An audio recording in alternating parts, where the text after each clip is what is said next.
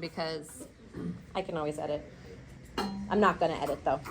All right, we're live. Welcome. Thank you. Okay, we got Coach A in the house. We are here on set. We have the advanced business students. How y'all doing?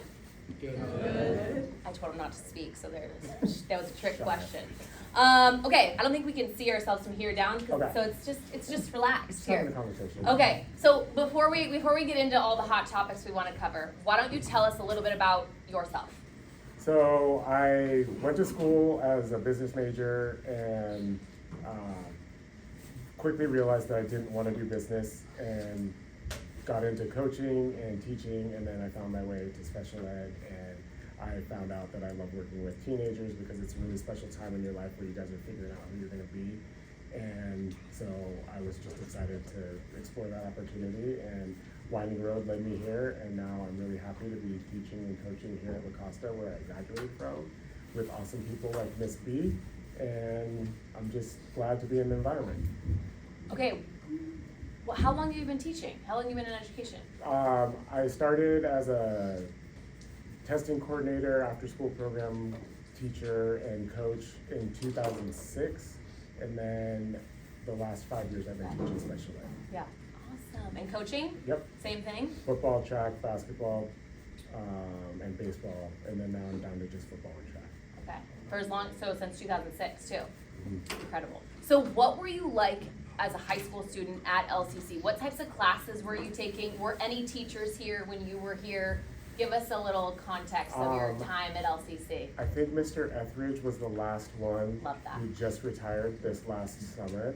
I actually had undiagnosed ADD, which kind of led me in a long way to being a special ed teacher, but it made school really challenging, and so a lot of the things that we see from the students now, I was that student that was trying to avoid work, trying to find ways by, and I didn't appreciate learning until after I was done with school. Yes, which is a hot topic that you and Yes. I talk about all the time, is how every day is an opportunity to learn. And we can kind of dive into that, that whole theory that you and I talk about as how when we were teenagers at LCC, we definitely didn't have a class like this. No. We definitely didn't have teachers like us. We didn't have the mindset of what we do now, obviously. All of my classes were my teacher standing up in front, lecturing at us, we took notes, and then we had to answer questions in a book, and we had homework every night that they just assigned to us, and we had to go through and figure it out on our own, and it was horrible. And how much do you remember from the content you learned in high school? There's some things that I remember, but I co-taught math last year, and it was all stuff that I learned, but I had to relearn it because it didn't stick, because it wasn't meaningful the way that I learned it. There was no real life application, and so we're trying to find a way to connect with you guys and help you guys understand, there's value in just learning and learning how to learn. Because every day it feels like we get stuck in this rut where we feel like we have obligations and we have a checklist that we're going through, and it's all chores, as opposed to looking for value in what we're doing and trying to find ways to be better. And that's something I tell my students all the time is to whatever you do, just find a purpose in it. And that will make your life so much easier. Don't just do things because you want to check a box. Right. Do things because you see the lifelong end game in what doing that stuff as a teenager, as a college kid, putting in that work now is going to make your life so much easier as an adult. And we talked about it the other day, and I think you wrote the quote on the board. Today's responsibility, tomorrow's availability is dependent on today's responsibility. Yes. And that is something that I definitely struggled with in my life, where, like I said, every day I was just trying to get through. I was like, oh, how do I get this homework done to get it turned in on time, without really thinking about what I was learning. And I didn't, like we said, I didn't really retain the information because it wasn't important. The thing that was important to me was completing the task. And I feel like we're doing a disservice to all of the students if that's still our education model, because it doesn't help you figure out who you're trying to be, what you want to do, and what you enjoy.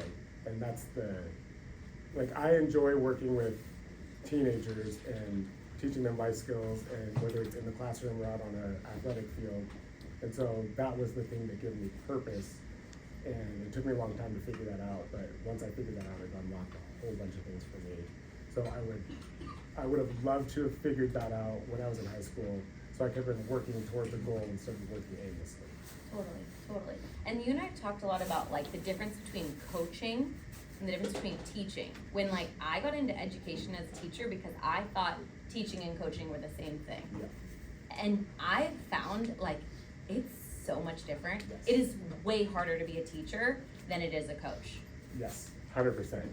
It's, as a teacher, there's like, for whatever reason, there's a barrier to the like personal relationships with the students, and that's really the key. Like that's what I love about coaching.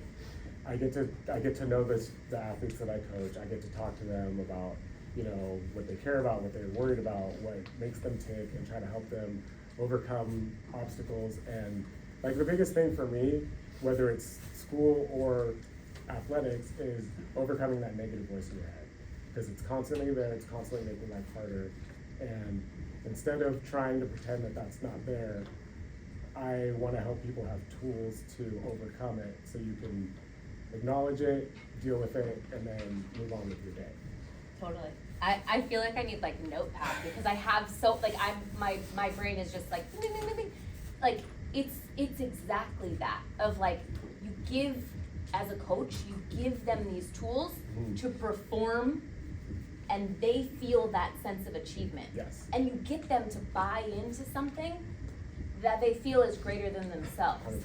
100%. And I feel like personally, and I'm very open and honest with my classes, about how I'm like, every day I'm trying to learn and better myself as a human being, and I feel like I have multiple personalities and like multiple lives, because when I'm here, I'm supposed to be a teacher, and I'm supposed to teach you, I'm supposed to put grades in areas, I'm supposed to like give you guys assignments, and I'm supposed to like win, and you know, yesterday and tomorrow I'm a businesswoman, and I'm in calls and meetings, and then I'm a mom, like night and mornings, and it's like, I feel like that the hardest thing for me of all of those things that I'm doing, and I just gave up coaching 2 years ago, the biggest thing that I miss about coaching is getting to connect with the kids. And again, I tell my students, and I'm vulnerable in front of them because I want so much for them, but it's hard to meet them where they're at because of phones, because of social life, because they don't feel that school, and I'm speaking on behalf of all high school students, not particularly like this class, but school isn't that important. Yeah. And that's the mindset that they come in with, that it's like, oh, I have to go to school, it's a chore, it's an obligation. Yes. They don't look at it as an opportunity Right. to become a lifelong learner, to love learning, to learn something new. They just go through the motions. And again, I probably did the same thing as a high schooler because I didn't know any better. And there's so many things on your plate when you're a high schooler. Like, most of the students here have extracurricular activities, they have jobs, they have family obligations. And so school really is that time where they feel stuck here for this part of the day when they'd rather be doing other things. And we want to find a way to make it more meaningful and fun and important for everybody, because you guys have such an incredible opportunity here. This place is so much cooler now than it was when we went here.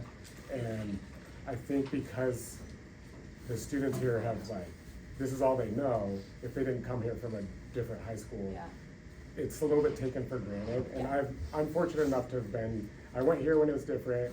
I've worked at 3 different high schools. This is my 3rd high school that I'm back at, but it's totally different now than it was then. And so it's really hard. One of my favorite sayings is, youth is wasted on the young, because you guys don't know what you don't know. Yeah. And there's so many things that I wish that I would have known, and I try to be that person that's the voice that hopefully some of it's getting through. And you just want to impart wisdom and help people have more success and a better time. Yeah, and I think that's like probably why you and I both got into coaching and education. It's like you want to give back to the community that helped you become the person that you are. And you almost want to give them a better experience than 100%. you had.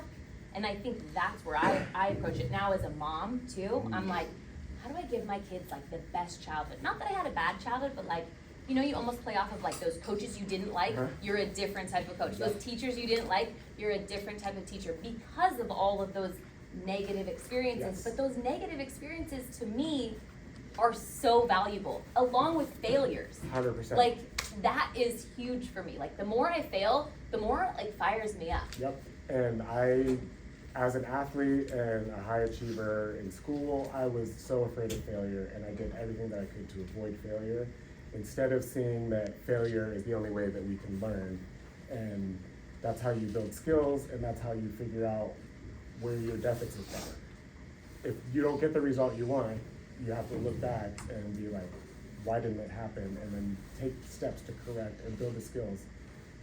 I look at it like, everybody that I'm coaching, everybody that I'm teaching, I'm trying to give them the skills that I didn't have at this time to help them navigate the things that were challenges for me that I can recognize in them, where it's like, I see lack of confidence, I see lack of motivation, I see just wherever, I'm back here undoing a lot of my trauma. Yeah. And my goal is to help as many people as I can avoid as many pitfalls as I can. And I think it's really fun. It's like a puzzle every day that we're trying to put together. And the other thing that I've realized that I try to approach differently than how I was taught and coached is we're on the same team. We both have the same goal. Because a lot of times a student or an athlete is trying to like hide what they didn't do from you as a teacher and a coach. And you're like, I don't need you to like spare me from that or hide from that. Like, we need to figure out like why it didn't get done and how we can do it better next time so that you're more prepared, because that's where confidence comes from. Yeah. It's all about preparation and being able to like draw on the skills in those hard moments when you're not sure what to do. You're nailing it. And like, this is what I think is so hard for high schoolers, because there's this perfection when like they don't realize that I'm speaking about them as they're in the room, but it's like, you guys don't realize a lot of things. And that's okay. And it's, again, you hear older people talk about this and it's like, you won't realize it until you're our age. And again, that's okay. That's how brains have developed, and that's why we have evolved as humans.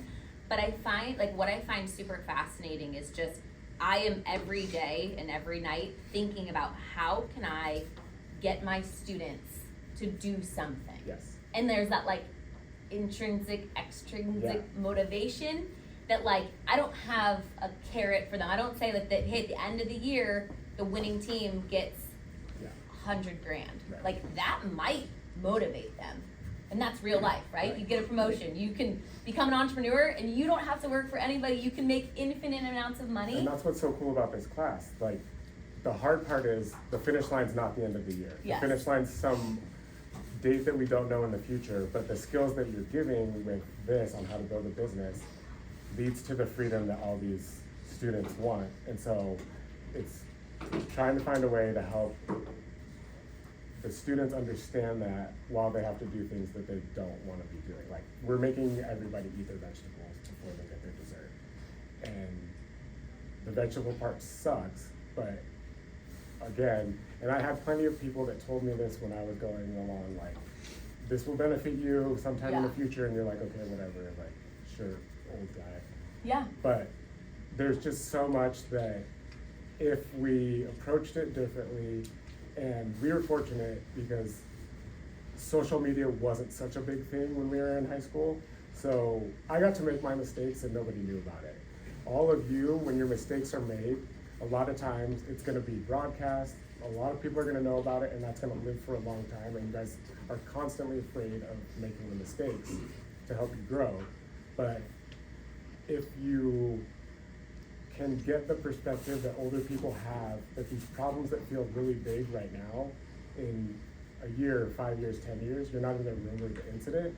If you could get past that, it would help you so much, because there's so much stress every day in your lives that we see that we're like, at the end of the day, like, you're gonna realize one day that's not a big deal, but right now it feels like a really big deal. And so it's just really hard to convince somebody that the perspective you have is the perspective they'll have one day, because it doesn't feel that way. And to that point, perspective, I believe, comes from and through experiences.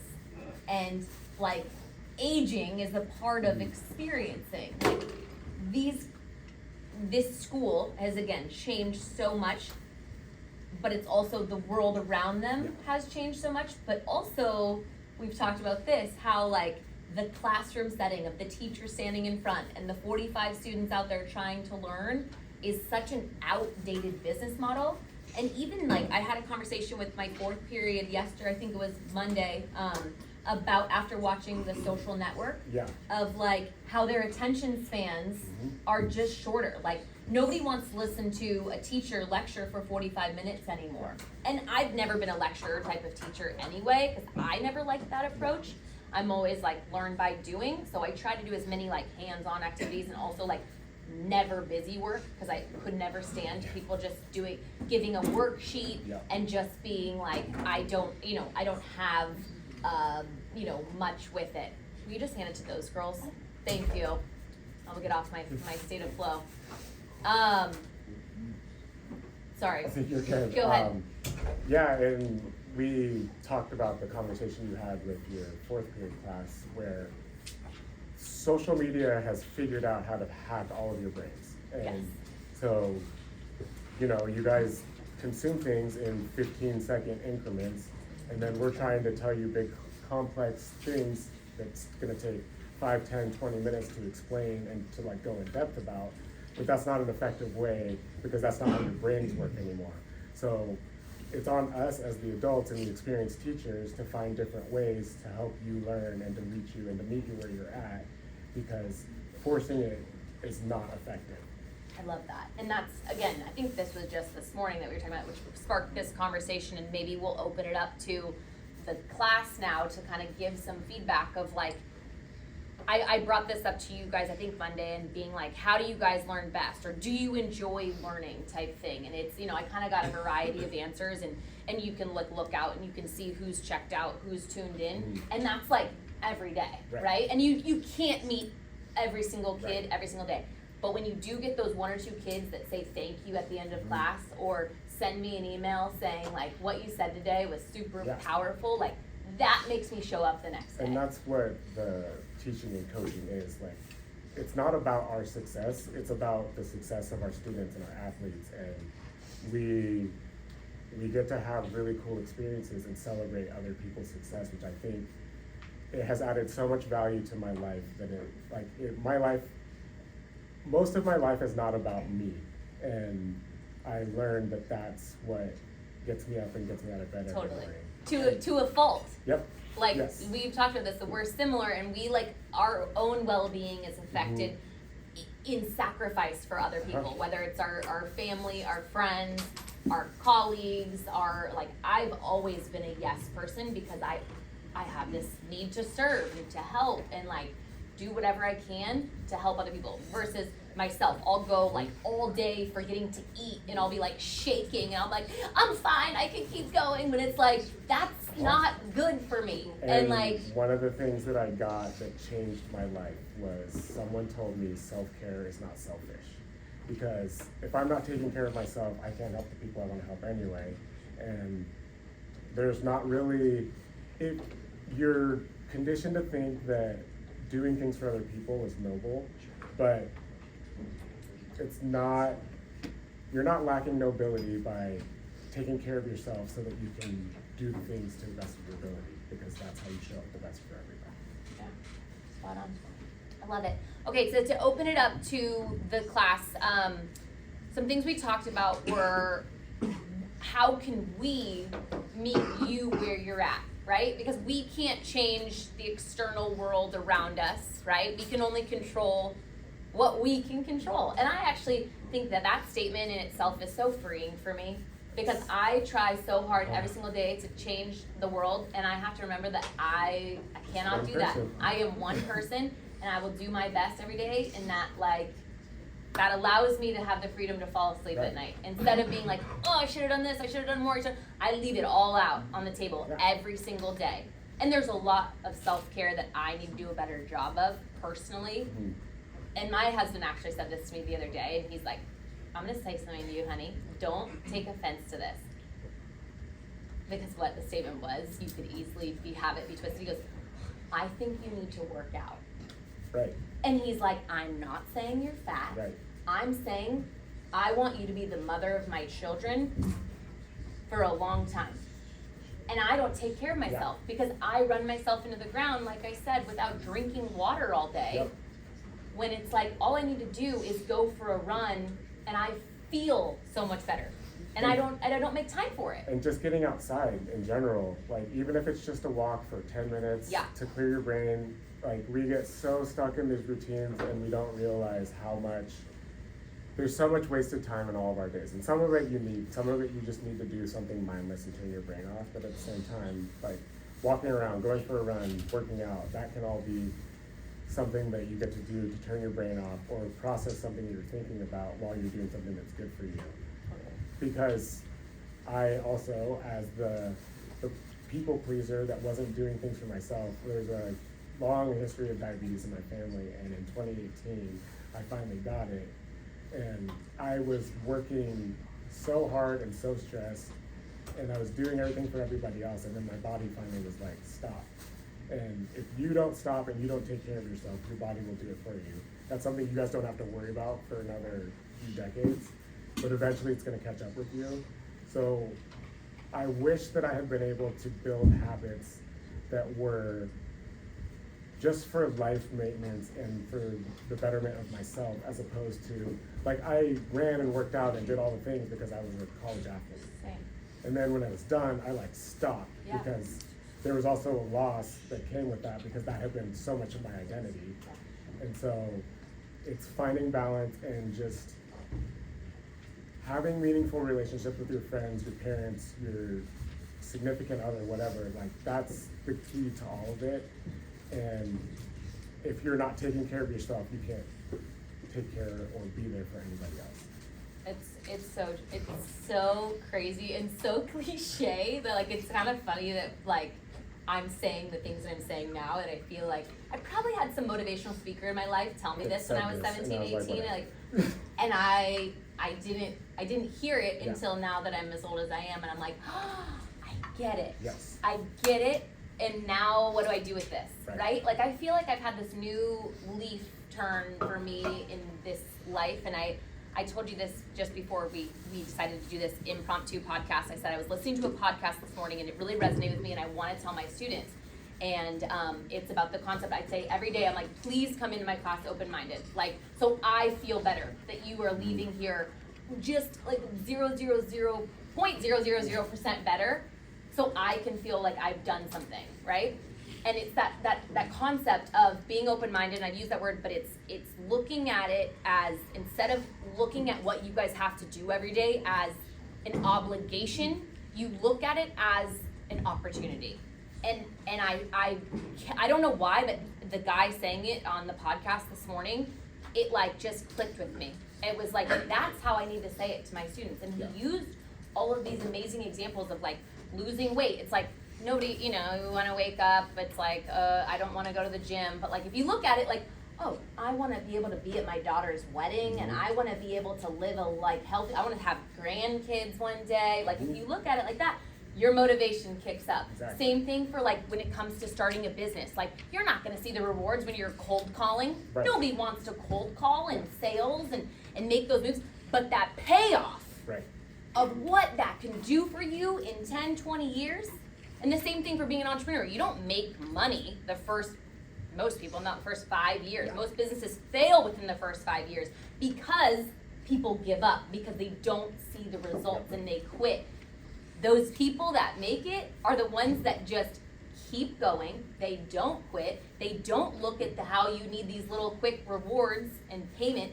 They realize the lifelong value of what it could be if you lived in that entrepreneur spirit of, oh my gosh, my business made it. I can quit my 9 to 5. I hate my boss. And now I have the financial freedom to go to the beach with my kids on a Tuesday and play golf and do like whatever you want to do. And that is that like reward that's hard for this. Yes. Like, I don't know. Did that make sense? Does that make 100%. sense? Like the opportunity versus an obligation. And that can, for me, I don't know why that clicked, and that's why I got kind of emotional driving to school today, because I'm like, oh my gosh, like, my husband is the first person who's the one who sees me day in, day out. He sees all of the characters and all the hats I have to wear. And he's like, if you don't take care of yourself, like, I actually, like, I'm scared for you. Right. And that, like, hit. Yeah. So I'm like, what am I doing? Why am I running myself? And why am I stressing about what we talked about this morning? Why am I stressing about what I'm going to teach my students today? Why is that keeping me up at night? When at the end of the day, the worst thing that could happen, we put on Moana 2. Right. And it's okay. Yeah. Like, no one's gonna Nobody's die. gonna die. Everyone's okay. Yep. Right? Yeah, and what you were saying reminded me of, there was a cliche quote, but it's from Albert Einstein, and he was talking about how he says he's not smarter than everybody else, he's just more willing to stay with problems longer than anybody else. And that really struck me because it speaks to what I was doing when I was a student, and I feel like the culture now is even worse.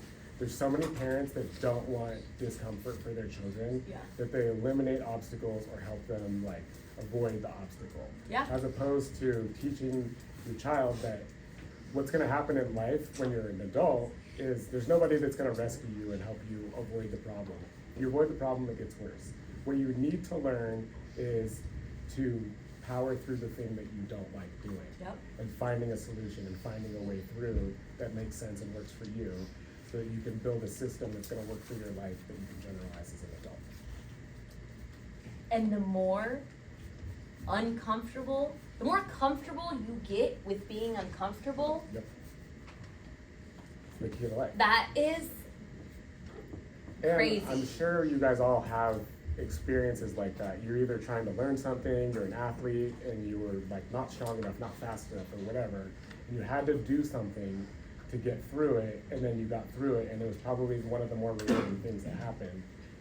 But you don't take the time to realize that that's just the experience of being a human being. Like, we don't know how to do everything. We're not born with all this knowledge. You have to learn, and you have to fight through the frustration, and if you can do that, you will get whatever you want. I love it. See, we could do this all class, and I feel like I've got to cut it off because I have now other tangents I want to go on, but I almost need to bring it back as I'm trying to be a podcast host right now. Wanted to open up to the kids on like, what is the best way you guys learn? And I had kids say, oh, can you put your class into a TikTok format? And it's like, yeah, you want 15-second snippets of just like boom, boom, boom.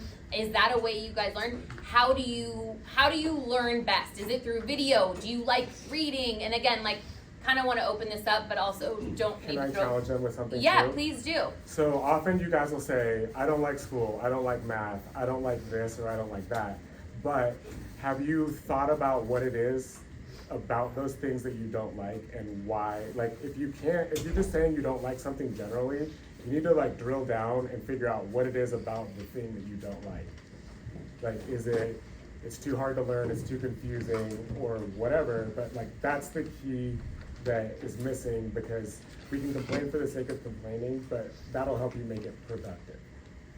Yeah, and I think I'll answer my version. I think it's like uncomfortable. I think it's fear of failure, and it's like you're in high school and all you're doing is being judged. Yeah. And now it's online, and we used to just be in person, and it was like now they can't escape it. Yeah.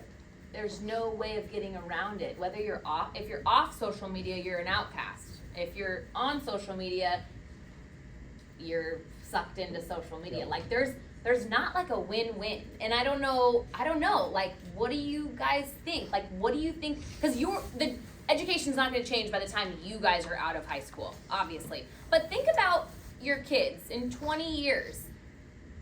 What type of school do you want your kids to go to, too?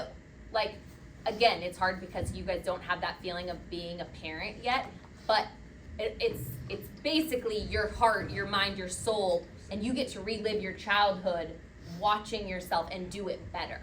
So what would you want, given that I know a lot of you guys grew up in this area as, kindergartners at Mission Estancia all the way to now seniors at LCC, like, what's going to change or better the generation? I mean, you guys might say, we love it. School's easy and it's fun or whatever it is. But yeah, I love Brody. I appreciate it. I like all my kids, like, for every class to be in a group and they work together with other kids. I feel like the classes that like really suck and are like really draining is just we're just sitting in a row, just staring at the board. Rather than like, I want all my kids to all work with each other, all the kids to work with each other. Yeah. I think that's the best way to learn, like communication, and it's just like life skills that you're learning. Yeah. Nailed and it. Working together to solve problems, right? And I think that's what, thank you for sharing. That's what frustrates me about education is the standardized tests. The fact that you guys have to work alone and sit at these desks in these rows. Do you know how many times after high school you're going to do that?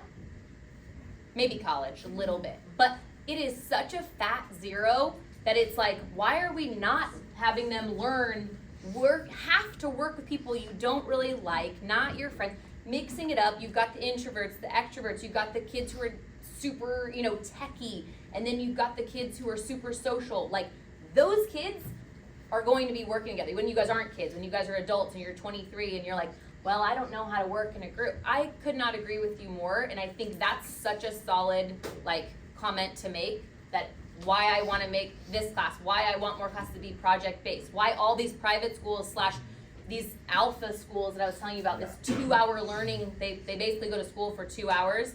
They do their core stuff. It's through an AI thing, so they have to pass these tests, so they get their math, science, English done. And then the rest of the school day, they're learning how to build a business. They're learning how to do a podcast. They're learning how to build an IKEA dresser. It's simple things that you guys don't have time in the day to do anything but sit through these classes, because you have to graduate high school, because you have to get a good grade, you have to go to a good college. When who's telling you that? Whose life are you living? You're living what someone else is telling you. And again, you guys, when you're 18 and when you're older, you'll be able to think through your own decisions, and whoever's making our decisions about the educational system is it's so backwards, and it sucks because you guys just have to experience this. And it's that's what I think we're trying to accomplish. So thank you. And you're powerless to change it right now, which sucks. And it's 100% that. And being able to learn, you have a business. When was the last time you sat your employees down and just lectured at them for an hour? Never. They always get to have feedback. You want input because you want a perspective from different people that think differently than you, so that you can solve problems that maybe on your own you were struggling to solve. And that's what you guys should be trying to get out of school, is being able to work with people and to think critically. If you can figure out why the problem is the problem and find solutions, you'll be so successful in life. But if you can't do that, and you can't talk to people, you're gonna have a really hard time. Totally. I'm geeking out on this stuff. I'm literally, that state of flow where you're just going, the critically thinking. No one can critically think anymore. And again, I I'm all about, and I told you guys this, one of our projects is search AI. Teach me about AI. What do you guys use to complete your homework these days? Because if I was in your shoes, I would 100% work smarter, not harder. That's not a bad thing. To me, that's not cheating. That's using your resources. There's a time and a place if you kind of feel like it is cheating, then you probably know it's cheating. But do you know what I mean? If you're getting assignments done and using resources that are out there for real world people, why are you getting slapped on the wrist for that? That's why my assignment is teach me. I want you guys to learn from each other what AI tools could help me in my small business, what could help you in your guys' small businesses, because that's not going away anymore. I'm telling you, the curriculum, last year we didn't talk about AI because I didn't really know what it was. Every year, I don't know. This year it was part of the professional development days for all of our teachers. Right. I talked to my friend about this that teaches at a different school, and last year it felt like the push was, how do you detect when students are using AI? And it was a punitive, how do we detect it and punish them? Yeah. And he said, instead of doing that, why aren't we saying, let's teach the students how to write better prompts to get better results, because it's a research tool, like you said. Totally. It's literally the internet in one spot that'll search for you, and it just shortens your time. So why aren't we using it as an educational tool as opposed to something that's taking away from education and how they're cheating? Yeah, and the fact that like they don't know how to sit with their phones, like because they're taken away, Yeah. is what's also scary for them when they leave. It's like all of a sudden you get access. Yeah. Like the college professors aren't going to care if they're Exactly. playing. Yeah, that's what we were talking Crash. about before. Like, Right, yeah. you're gonna have to learn how to live with all these distractions and all these things, where there's nobody that's gonna be there to police you. You have to Yes. learn to police yourself. So, I understand why we take the phones away, but at the same time, it's also, I feel like it's a disservice because you're not learning how to have the distraction at your disposal and choose to focus on the thing that's important in the moment. And like nobody's gonna save anyone. Like we all know that. Like you're living your own lives, and no one's gonna walk around and tell you, get off your phone, sweetie. Yeah. Like you should be working. You'll Yeah. just be fired. Yep. You'll just get an F on the test. You'll just not learn and be the best person you can be. Yeah. And that's where I tread lightly with the phones. And I'm sure people think like, oh, Miss Belitz, let's use the phones. Like if they knew my philosophy on it, like I'm all about the anxious generation. Like I got through half the book. It's still sitting on my nightstand. But like I fully understand that there are so many negatives. And I think because I'm an elective in a business class, like I'm telling them to post on social media Yeah. every day. It's their fault if they get distracted and, Yeah. and start scrolling. I'm asking them to create content, to create rather than consume. If they decide to do something else in my class, like, you know, I can't help them past my class. But you're helping them practice for college and life.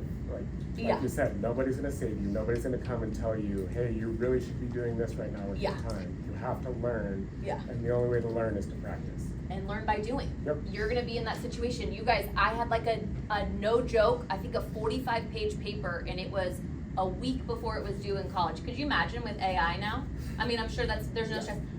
Like laughing, I don't think I've ever stayed up all night in my life, and I was playing sports, so it was like really bad. Like I was performing terribly, and I was like, I have no time in the day. I procrastinated, obviously, and I had to write like a research paper. I couldn't even tell you what it was on, but you have to do it, and that's like so laughable now because what a waste of what did I learn? Nothing, and that was a college class. Why did you make me write a 45-page paper? Those of you in my intro to business or the intro business class, remember how you had to write like the 13-page research paper? Again, it was probably in your generation that I figured out about AI because some people who did nothing in the year all of a sudden had the most perfect paper. You know who you are. And I was like, what? So-and-so did not write this. And it was plagiarism was 0. And I'm like, I don't understand. we have a prodigy on our hands. And then I realized that the joke was on me. But we have to change the final. Yeah. Because that's not a form of learning anymore. Right. Like they don't learn by like that doesn't equal what they learned in intro to business, and so I never agreed with that. But again, we have to change it so they can actually learn something, not Yeah. to make it difficult for them, but so they actually get something Yeah. out of the class. When you're running your business and you're trying to solve problems, are you ever like, well, I'm doing business, so I can't use my phone right now? It's not how it works. No. So you need to learn how to use your phone responsibly, productively, and in a way that benefits you. Totally. And again, I'm learning along with you guys because I'm obsessed with learning. I don't know why I'm like this, but it's probably my ADHD Yep. that I've got. Happened to me after I'm school. like, Yep. like I never read a book in high school that I liked. Yep. Now all of a sudden I have Audible. I've like I'm pretty sure I didn't finish a book in high school. I just read what I Catcher needed in to the Rye. read to get through what the work was. 100%. Okay, you guys have been an amazing audience. We will cut off the episode here because this could go all day. Let's give a round of applause for Coach Ed. Stay tuned. All right, everybody, take 5. Quiet on the set. I mean, not quiet on the set. That was random, but that was awesome. That was a new form of guest speaking. That's great.